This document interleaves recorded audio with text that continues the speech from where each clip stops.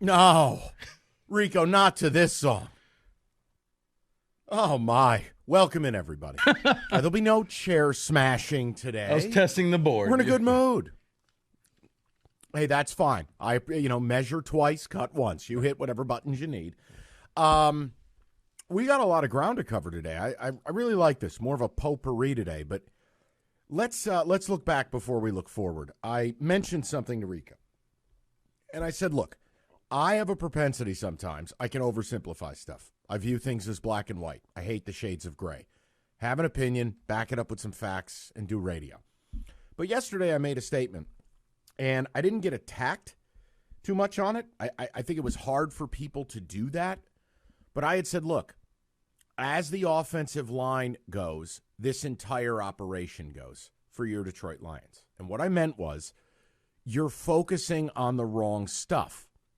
Like last week, it had hit a fevered pitch that the team collectively wasn't playing well. But the offensive line wasn't healthy. Yet the calls we got were Aaron Glenn's a bum, Jared Goff sucks, Hendon Hooker this. It was really, okay, look, Saturday, the O-line was together for only the fifth time. That means Decker at left tackle, Jonah Jackson at left guard, Ragnow at center, Glasgow at right guard, Penei Sewell at right tackle. Yeah. And this stat was sent to me. The stat is from someone I like, Will Burchfield, by way of someone whose nickname is now Smarmajan Cheese, Jim Costa. And I want to present this to the people. And folks, pull up a chair. Mike, not a religious type, but he's about to take you to church. This is, isn't it? You're going to be doing that robot dance from the drop I like to play. So in the let it out. That's what this is called. It's the analytic of Shunda la la shika la la baba daba dooba. Here we go. In the 5 games your offensive line has been healthy, you are 5-0. In the 5 games your offensive line has been healthy, you've scored 38.4 points a game. In those 5 games, 421.2 yards a game. In those 5 games, 179.4 rushing yards a game at a clip of 5.5 yards a carry. And oh, by the way, the quarterback that you want to throw in the garbage, a quarterback rating of 121.7. So here's the question. I'm opening myself up to slander.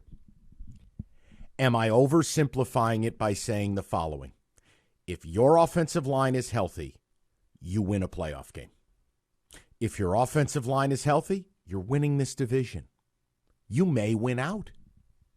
But if the offensive line is anything other than intact, you're going nowhere. That you are not built. You're not built to survive that. No, Jared Goff is not that quarterback. Your defense is not that defense. Your running game won't be what it looks like when it's right. All of it. That it truly, the way your team is built, the oldest adage in football, you win with the tip of the sword. That's you. Am I oversimplifying it? If I am, call me out on it and tell me what I'm missing. Teach me. If I'm not, show a little support. Rico, that's the power stat by way of Birchie, by way of Costa. 248-539-9797. It's a marshmallow world. Do you think I've oversimplified it, or is what I said yesterday the truth? I think it's a little bit of both, Mike. I do. Damn it! No. Here's why. No, here's why. And when I finish, I think you will agree with me.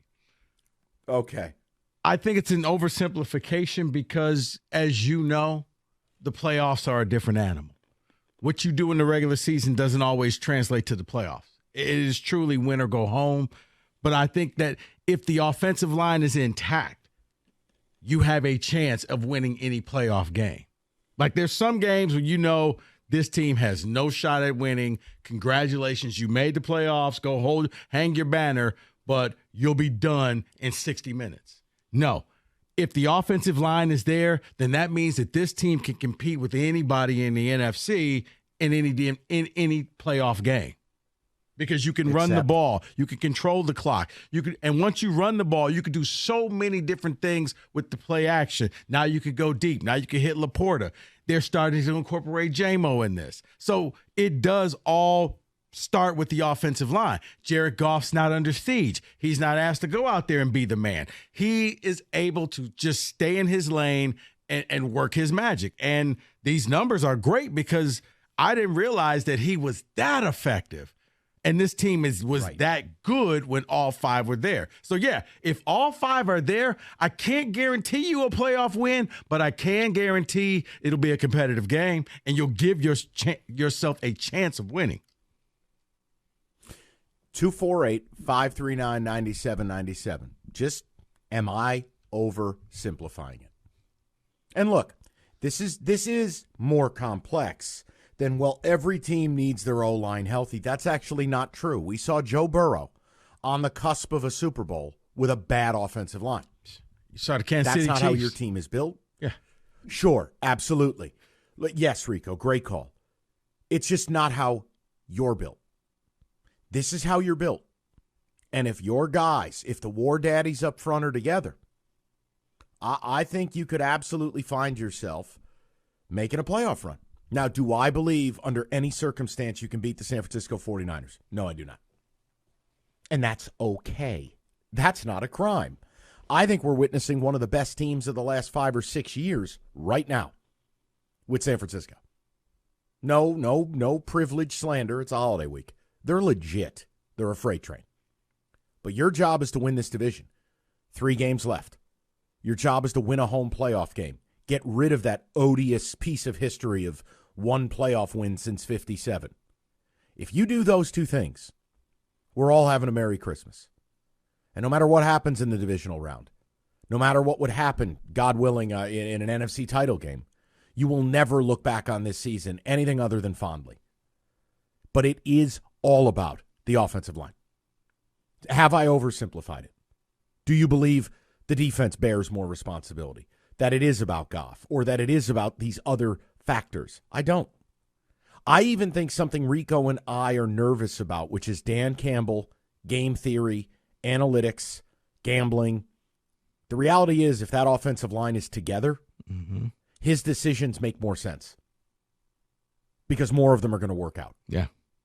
More, you can do it more confidently. Yeah, that when you all of a sudden, on that 4th and 3, you run a pitch play to whoever, that all of a sudden Montgomery is not going to get tackled.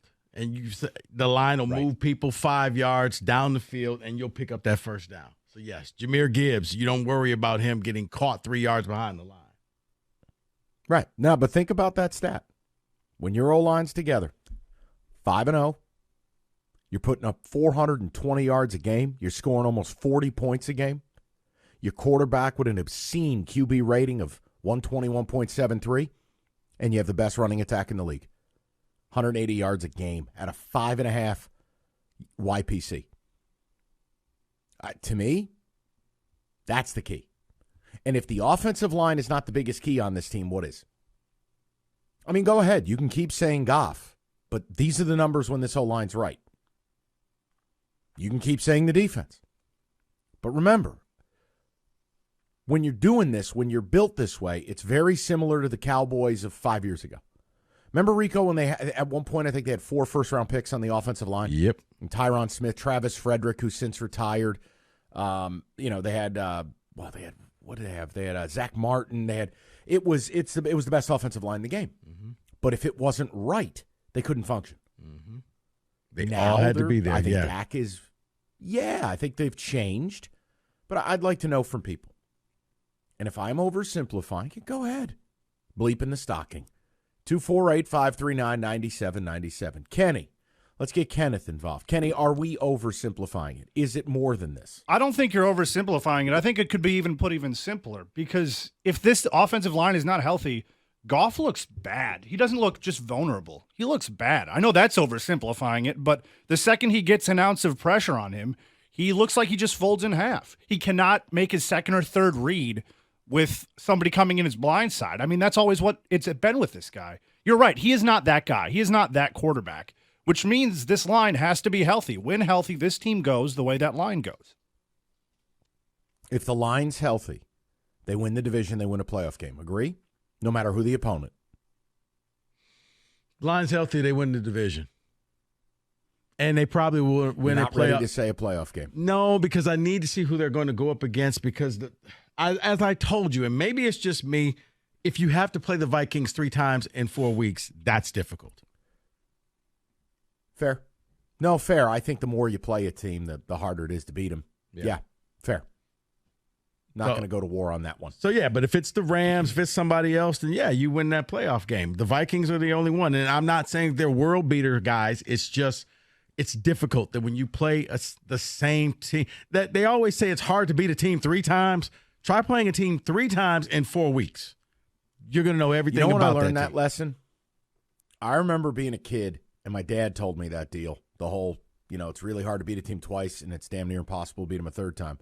I think it was 1993. Andre Rison with the Browns. Eric Metcalf. Remember those teams? The Steelers, I think, had beaten them.